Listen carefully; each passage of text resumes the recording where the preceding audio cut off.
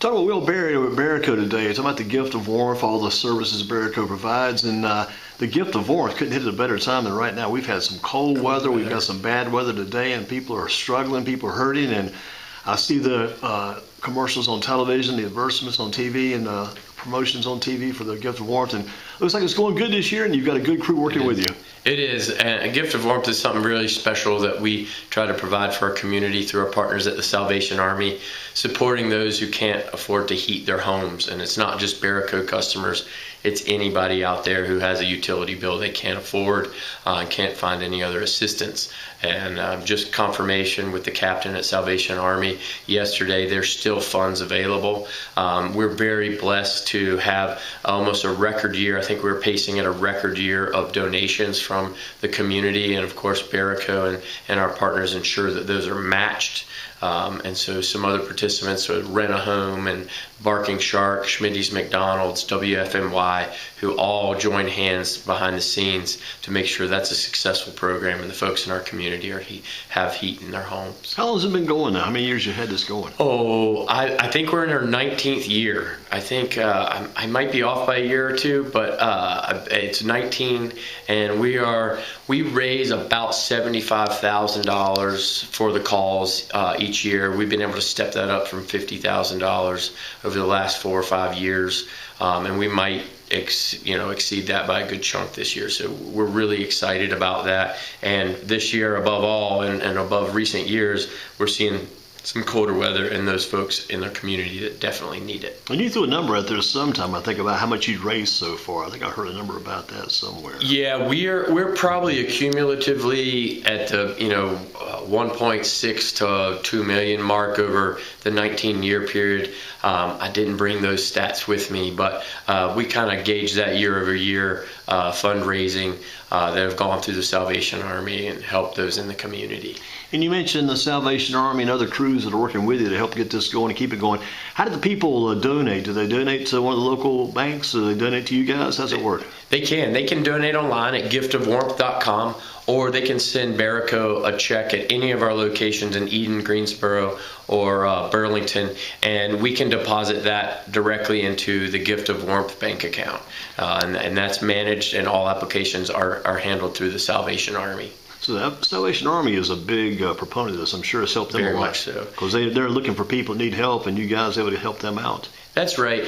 And we too want it to be known is that we give back to our community. This isn't just a Berico calls for our customers. Like we share there's probably our competitors' customers that have taken advantage of this cause. And so it's not just Berico. And the Salvation Army allows us to do that. They're the clearinghouse. They manage the funds and where they go. We just try to help the fundraising portion of it and allow them to distribute it to the families in need. How'd you get it started? Who began it? Is something your dad took up? Yeah, I give credit to my dad and our late partner John Fuquay, and even probably generations beyond that. They used to keep a pile of money around here hidden in a drawer somewhere, and if you had a customer that just was in need, sometimes out of the heart of their hearts they'd pay off that account.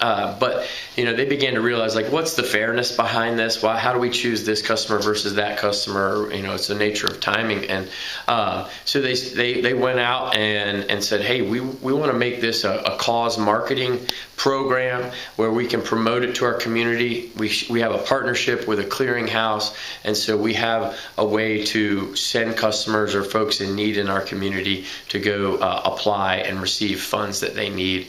And it's a more fair program, and it's well marketed.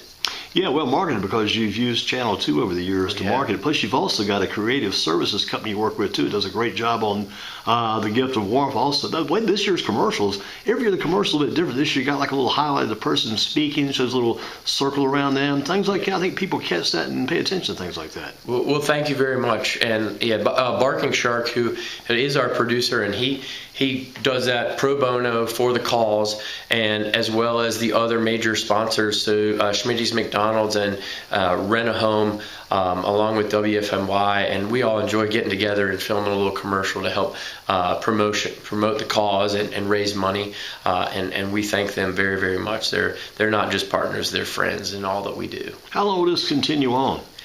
no plans to stop, just continue to raise the bar. It's really special to have other folks in our community that want to get involved, such as Carrie Pearson with Rent a Home, and Schmitty with Schmitty's McDonald's, him and Adrian contributing to the cause and wanting to get involved, and we feel like that's contagious. It's a matter of finding the right folks and just going to ask, and usually they're glad to contribute. And seasonal, does it last maybe through the season on through March or early April? We collect money throughout the whole year. So you can go to giftofwarmth.com and contribute, and it goes to the Salvation Army. But we really push it, say, November through February during the colder months. And that's where we see the applications for those in need really increase. And so that's when we push the funds to be backed. And typically it's as funds last. So we try to parcel it out as best we can and evenly as we can. And even the Salvation Army will help folks find if there's other resources available to help folks in the community that help stretch it and we can reach more people. That's a goal, and of course that's during the heating season. And not only for the gift of warmth, also for the business of Berico. This has been one of the more hard attacking winters we've seen in recent years. It's been a tough one, especially back during January. That stretch we had in January is almost enough to make people want to move to another state. It got so cold. It was very, very cold, and our fuel manager came in to me the other day and said this is one of the coldest Januaries in the last 52 years. And so we recognize that what our customers are going through. And I just want to thank our staff and our customers is that we had a very cold stretch for 2 to 3 weeks, and our staff didn't complain. They worked late, they worked weekends. There was no complaints. They wanted to get out there to help our customers, and that's what we're all about. That's what drives me every day to come to work, is our team, and I always want to work on their behalf because they're working to help support our community. It's something that I always say around here is that you can't have a successful business without happy customers and happy employees, but the employees come first, because if they aren't happy, your customers won't be happy. Talk about driving. I know you got the guys like Rod Jones, we know who does, he's a technician plus a driver during the seasonal months. Those drivers, how much fuel oil is still being sent out these days? How many customers are still fuel oil customers? Because I know a lot the way things have done heating-wise for homes is changing over the years. It has changed significantly, and we see a natural decline in heating oil going on. And I'd say a good answer to that is we probably do about 4 times the amount of propane for home heat as we do heating oil these days. And so that's really our leader from a heating fuel product is propane. Although with that being said, we still are there with heating oil. From our HVAC side, we have support from the North Carolina Heating Fuel and Petroleum Marketers Association for rebates for our customers, and we've led the state the last few years in the number of customers that are installing or really replacing heating oil furnaces for their home. And they like that warm burn. And some of the older homes in our communities, if they were to swap out and go to just a normal heat pump, they might not have the same comfort level that they were used to, just because heating oil has a warmer burn. An older home might be less insulated. And so we see a lot of those aging customers that still like that heating oil. Man, it goes back a long way, about 101 years now, I think, when your grandfather got it started. I think your dad had told me, and you told me over the years, your grandfather's got a wagon, maybe even pulled by a horse or something, pulling it down the street and delivering coal house to house. And that's kind of how it all got going, right? Yep. And it's a fun story to tell. And actually, some of these pictures behind me tell the story.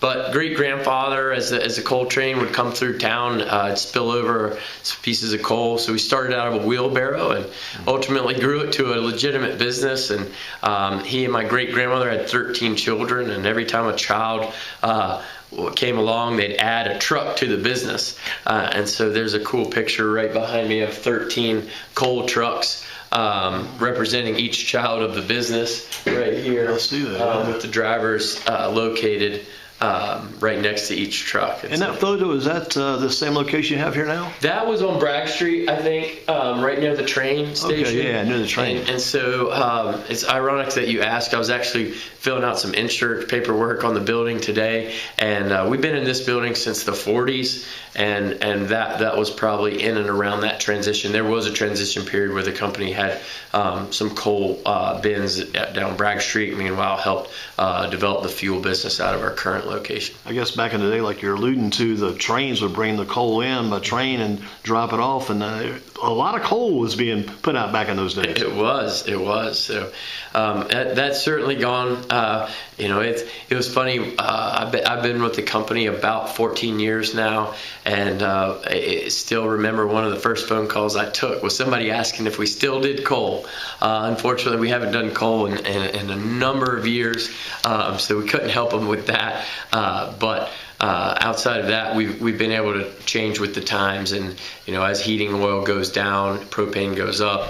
Our other home services that we've added to the array of our business offerings has helped offset some of the decline in the home heating oil. Meanwhile, we've grown our commercial fueling side as well, so helping grading companies, all the road construction that's going on, the manufacturing plants and things like that that's growing up in our community. We've been able to help at those locations. And a little bit more in history, we'll get on some other things. Going back to the coal one more time. Back in the day, I guess there was they would deliver the coal and put it like in a pile out by the house somewhere, right? And then some people have like a coal bucket and get a bucket of coal and take it inside and burn the coal. And I guess coal did not burn as clean anyway at all like some of the burns we have now. No, it certainly didn't burn as clean, and you have to manage the coal by continuing to add it and then stoke it. And we even had stokers that would go around in the afternoons just to stoke the coal in customers' homes if they chose to have that service. And of course it's certainly not a fuel or something that we would want to burn in our homes these days from a health perspective. Thinking about how things have changed also, because you're heading now from the heating and air conditioning and the services to now the plumbing and electrical. You've had those phases also now, so the business is growing in more ways than one. We have. We're very excited about expanding our home services from not just HVAC to plumbing and electrical.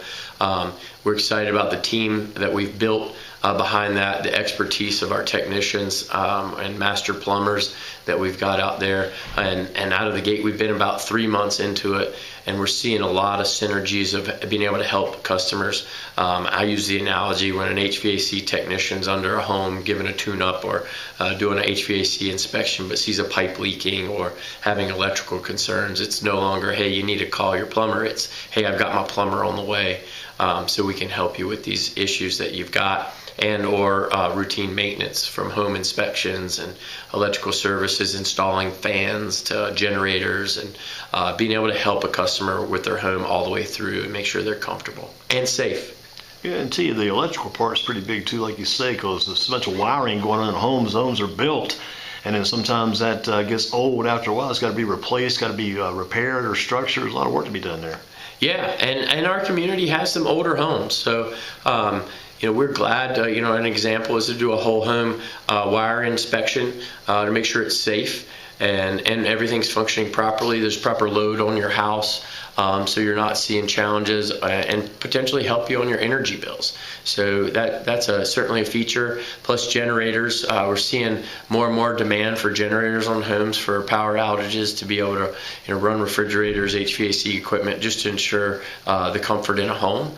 And so we're very excited about our merge with Balex Electrical and getting their entire team, including their owner, Scott Alexander, joining our team. He ran his own business successfully for 16 years and wanted Berico's support as he looks to work less. And so we're very excited to have him and his team and an excellent group of technicians out there helping serve our customers and his. 100 years in the business after you guys, now 101 years ago to 2025. What was that 100th year like? What was that year of celebration like for you guys? Because you had a lot of activities probably going on then to recognize the fact you guys have been in business and served the community for so long. It was very exciting, and I date back and give tribute to our 100-year planning committee, which was a group of about 6 or 7 of our staff members, and it started almost 24 months ahead of our planning, and so planning an event to where we were, celebrating with, really special customers, our staff and retirees. We did that at the Cadillac Service Garage last February, and then we had a community event at the Beach Music Festival downtown at the baseball park, where we did a Berico night and sponsored that, and had a great time getting the community involved in our celebration. Other fun things was we did a great documentary. It's on our website if you want to learn a little bit more about our history. Again, Andy with Barking Shark helped put that together for us, and it's a series of customer interviews, staff interviews, stories, the Berry family talking about it growing up. And, of course, I'm probably a little biased, but it's fun and almost humorous in some cases. You get to see the real personalities of how my dad and I work together, and, how much we miss our late partner, John Fuquay, as well as a little bit of history of the prior ownership. And, one thing that, my dad resonates with and mentions is that each transition of ownership, it wasn't a gift. It's that each of us had to buy our way in, and it wasn't just given.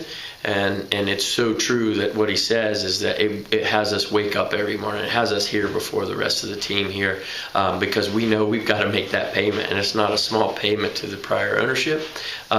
Meanwhile, we want to support our teams that support us every day, and so we're driven very much so, and we don't have any desire to slow down. We continue to grow. How do you put the name out now? Is it Berico Heating and Air Conditioning? Do you include the plumbing and electrical? How's the phrase of the name as you do your new literature, your new proposals? How about those things? Good question. And, right or wrong, I'm a big marketing and brand guy, and I think if we do our proper advertisement, our brand, the Berico Diamond, will eventually be known to be the home services and fuel products that we deliver. It's going to take some advertising to share that and get the entire community to understand what all we do. But I just use the word Berico, and Berico now providing HVAC, plumbing, electrical, fuels, and lubricants.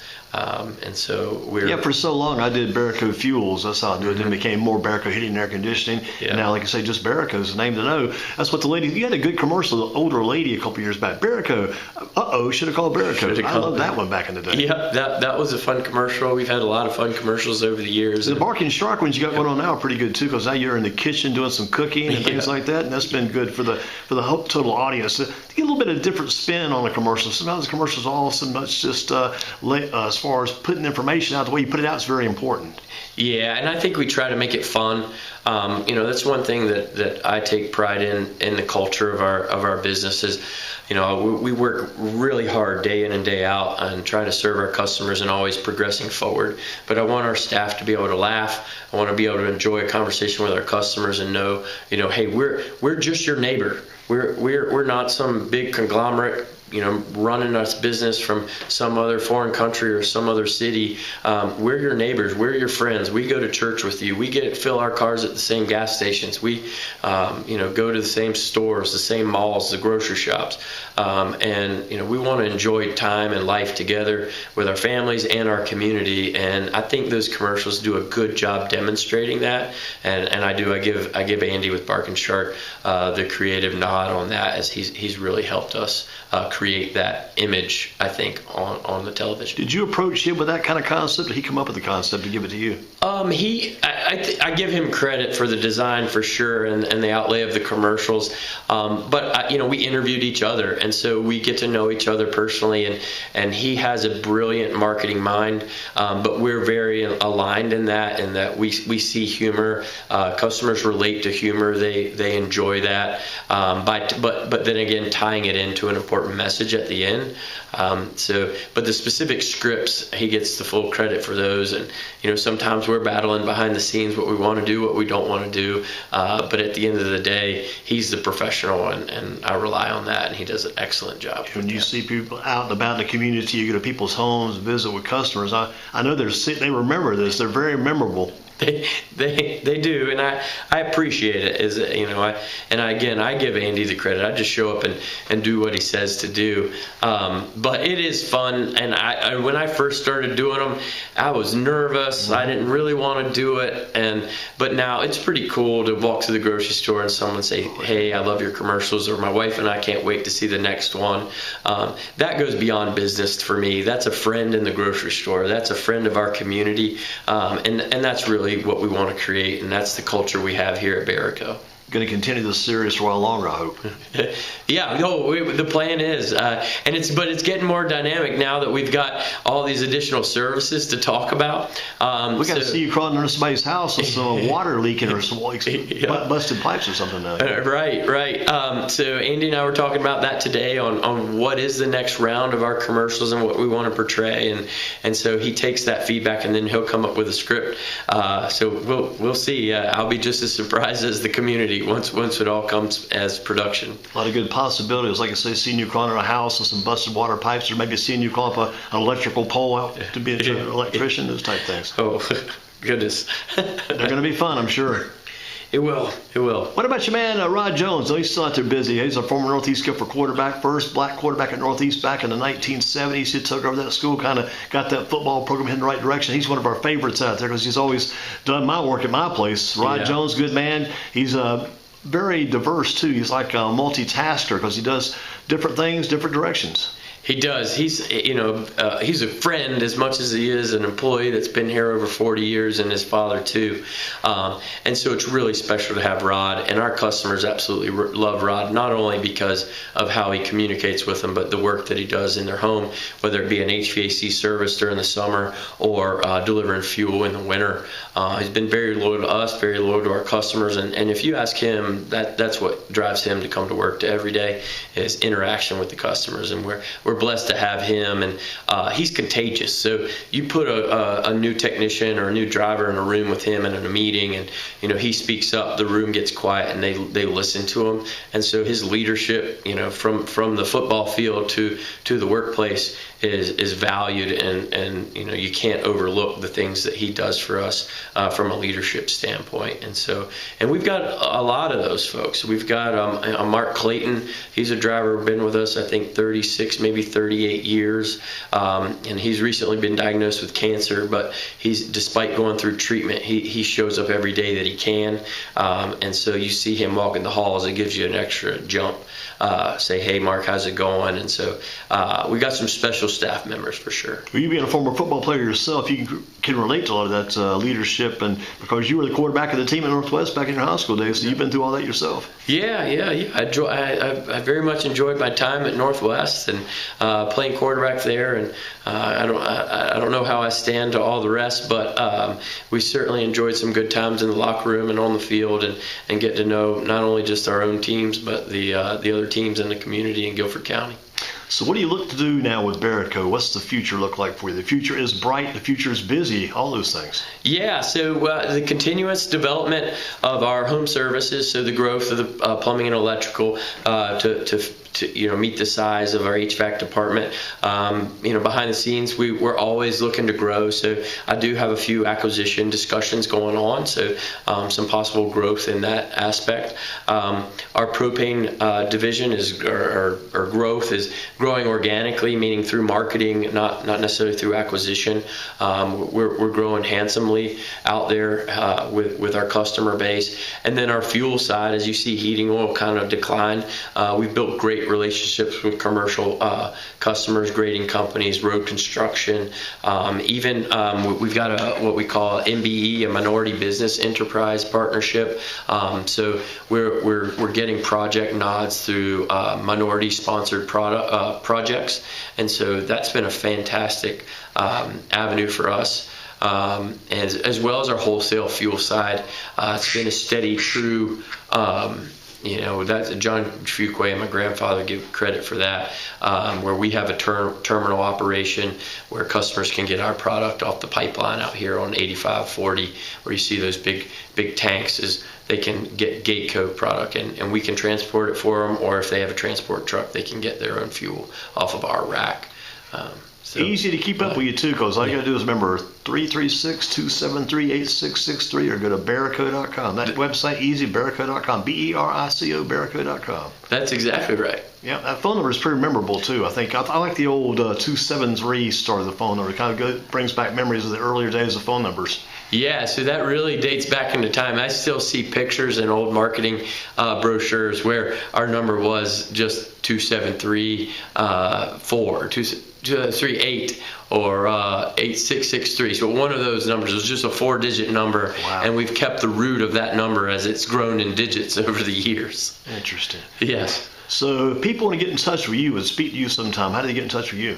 336-273-8663. Same number? Yep, that's right. And they can leave a message for you too, because I've called a couple of times and left those messages. Yeah. I'd love to answer every phone call that comes in for me, but between meetings and visiting with our staff and customers and planning, the days are pretty full, and I'm often in meetings more than I'm not. Well, growth is a big thing for Berico. Keep up the good work. The Gift of Warmth. Again, the website for them is thegiftofwarmth.com. Yes, sir. Easy to contact there too. A lot of people working together to make this thing work. Like you say, 100 plus employees, That's right. And just a big circle of people trying to keep this business going. You've done a great job with it. Yeah, well, I give credit to all those before me and all those that are helping us day in and day out. They drive me each and every day to come to work and work hard for them, so they can feed their families and have a little fun on the side. Continue the growth. Yep. Well, thank you so much, Andy.